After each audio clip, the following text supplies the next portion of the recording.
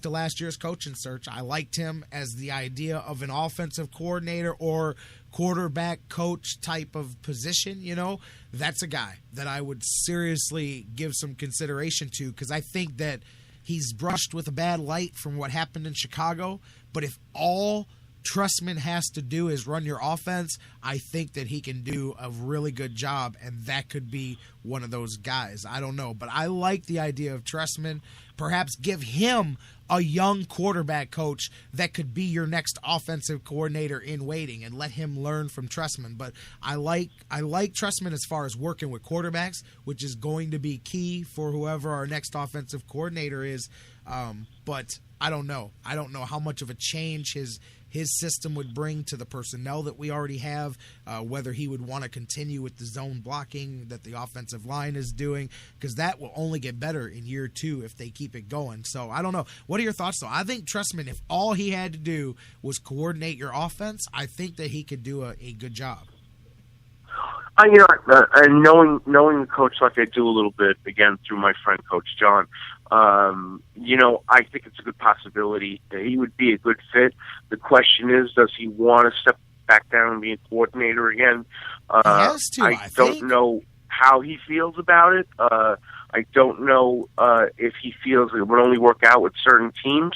I personally think the Browns would be one of them. I'd like to see him, though, play the field a little bit, because he's really, really experienced at that offense, and, hey, he's got a couple of Super Bowl rings running it. No, I get you. There's talk of him maybe going down to Tampa with Lovey, a lot of talk. But that's one that I would have out there as well, And if you went with the more experienced offensive coordinator with the young quarterback coach, and, again, try to follow that philosophy of grooming your own guy. It doesn't matter who you groom if you throw out the bathwater every couple of days anyway. But, hey, before we wrap things up here, I don't want to go too soon. I want to get your thoughts coming out of this past weekend. Only 4 teams remain as we march down to the Super Bowl. College football just finished wrapping up their season with a champion, the Ohio State Buckeyes. So now the NFL looking to follow suit. And what were your thoughts last weekend on the games themselves? When we talked about Mariota earlier, one thing I mentioned was just earlier in the show when I was talking about him, I said, man, I just didn't see that grab your team by the collar and pull him up that I thought I was going to see out of him last night. And the perfect example when I mentioned that is Aaron Rodgers this past weekend. And I know some people are going to say, oh, man, you like Aaron Rodgers. Yes, I do. And it's not just for the passes that he throws, man. I believe he's the definition of what a quarterback does. And I go back to that clip. I mentioned it the other day, Doc, when you're watching the game, and he threw a nice out pass right at the sideline. Cobb made a hell of a catch on the sideline. There was about 20 seconds left in the first half, and Aaron Rodgers is dragging one leg behind him, hopping down the field, getting his team back to the line, and you can tell. I mean, when other guys see that, that's when they'll run through a wall for a guy, because they're like, man, this guy's out here dragging one leg behind him and leading us down the field. There's no way that I cannot give 110% of my effort as well. But that's that kind of thing, that intangible of grabbing your team and pulling them up with you and saying, let's go do this, and they do it with you. And I don't know. I was a little surprised I didn't see as much of that as I thought I would out of Mariota, but I did see it out of Aaron Rodgers this past weekend, and again, that was a tough one too. They had to overcome the catch that was and wasn't at the same time, and they had to overcome DeMarco Murray and Aaron Rodgers' injury. But he got and dude, what do you think? Since we're talking about that game, he got warmed up as the game went on. You could tell he was feeling good by the second half. I think that it was a combination of the painkillers that he took and the adrenaline that was flowing and the blood that was pumping. He started to get used to the pain, get a little pain tolerance going, and in the second half, he was much more Aaron Rodgers-like. But, this weekend it'll be a different challenge for him. But what were your thoughts on Rodgers and the Packers? I've heard a couple of people refer to what he did the other day, being very Willis Reed-like, if you could remember the New York Knicks from the early 1970s. Yeah, absolutely. That was my second place after Yankee Stadium and Giant Stadium.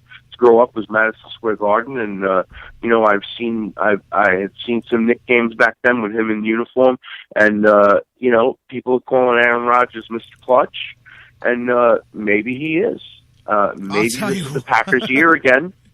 Maybe Seattle doesn't do it. I know we're getting ahead of ourselves a little bit, but it also surprises me just as much that we're hearing all this sore loser stuff out of Cowboy Nation. I would have expected them to be a little more respectable than they're being.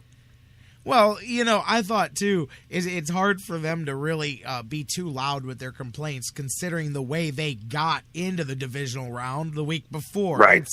That makes it almost like you just have to eat it. You just have to be quiet and eat it, because you can't say anything at this point, because it's exactly how you got here.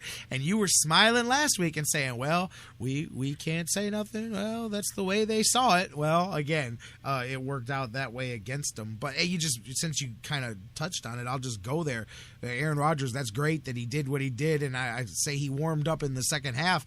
But if he is, because in the first half, man, he was immobile. He was having a hard time getting going. It wasn't until late in the first half, as I said, he started to get the blood pumping a bit and really got able to move and get out of the way in the pocket a bit. If he's that much of a sitting duck, even if it's just for the first half against Seattle, then I don't think Green Bay has a chance. I think, if anything, man, maybe I get Aaron Rodgers warming up a couple hours earlier for this game, because I don't think that they can sit through a first half where he's a sitting duck, because I think that Seattle defense is just going to eat him apart. What odds do you give the Packers being able to go with a gimp Aaron Rodgers, go to Seattle and beat the Seahawks? Well, I think it's going to be less of a gimp, with the leg this time. Obviously, he's getting 10 unit treatments every day. Okay, and if I were Aaron Rodgers, the money he's made, I'd have a hyperbaric chamber in my house. In the house, yes, absolutely. In the house to get ready for this. I think he's getting worked over. I think he's seeing the chiropractor. I think he's seeing the physical therapist. It'll still be bothering him on Sunday, but I think it'll be bothering him far less than it was this past weekend, with that extra time to get a little healthier. And I think if he stays within his comfort zone, all things considered, and if he doesn't try to do things he can't do, then I think they have a very, very good chance. I think they're the only team at this point that matches up well with Seattle at all. So what do you think, man? I'm going to put you on the spot, because by the time you and I talk again, we'll have a Super Bowl matchup all set in place. Does Green Bay go to Seattle and win, or is Seattle punching their ticket to a second consecutive Super Bowl? Well, before I answer that, I'll say this: by the time we talk again, we will have a Super Bowl champion, because next week I will be doing the other side of media that I do, and I won't be available for the show. So I'm going to let you know right now that I'll see you again in 2 weeks. But I think they can do it. I think this is the one team that can upset Seattle. I'm going to go the other way. I'm going to pick against the Sea Babies. I'm going to go against them. I think this time, again, this is the one team that matches up with them offensive defense and defense to offense that could knock them out. And hey, if I'm wrong, we'll talk about it in 2 weeks when they win the Super Bowl. If they are there, I'll eat my, I'll eat my words. I'll be respectable. I won't be a sore winner or a sore loser like some Cowboy fans. Man, wow. Hey, you know what? That's going out on a limb. I will give you that, man, because the easy one is to say Seattle, 12th man. Nobody's leaving this house with a victory, but hey, Dr. Football putting it out there. How about on the other side? Let's do it real quick before you and I let you go and do your thing. In the AFC, we touched a little bit at the beginning of our segment here about the Broncos. Obviously, their loss set in motion a lot of decisions that they have to make and the change in the coaching staff. Andrew Luck gets that really big playoff victory, kind of signature win that a lot of people are calling it here, but really continues his evolution to being the quarterback in the game. He's in that journey. You're watching it. I don't care what anybody says. You're watching that evolution of Andrew Luck into the next franchise of the NFL type quarterback, one of those mainstay guys, and that was a big step for him. I don't think he makes any more steps this season because now he's got to go to Foxborough, where the Patriots were able to take their best shot and answer back and roll them earlier in the season. And Patriots, I'll tell you what, I think they took their toughest shot yet when they withstood the Baltimore Ravens, because Baltimore gave them guys everything that they could handle, and they had dig deep. They had to dig deep to win that game. But I think that's going to propel them right to the Super Bowl. New England pulled up and really took that game, and I think they'll do the same thing here. I don't even think. Now, see, last week I said it wasn't even going to be competitive with Denver and the Colts, so maybe Andrew Luck will appreciate this, but I don't think that they can hang with the Patriots. I think it's close for a half, and then New England pulls away in the second half again, much like earlier in the season. But what are you thinking on that side? Yeah, sorry to say I have to. I'm disappointed, but I have to agree with you. I really thought the Elway Manning triumvirate was the only thing that could derail the New England Patriots train back to the Super Bowl. And now that that's not going to happen, we're looking at a New England-Seattle Super Bowl at this point if Seattle does win. Anything could happen. I could be wrong, and again, if I'm wrong, I'll be glad to say I was wrong and eat my words. But I can't see the Patriots losing this game. Yeah, me too. Same here. I think the Patriots and the are definitely punching themselves a ticket to the AFC side of the Super Bowl coming up. But hey, Andrew Luck showed it wrong once. Maybe he'll do it again here coming up this week. But I just don't.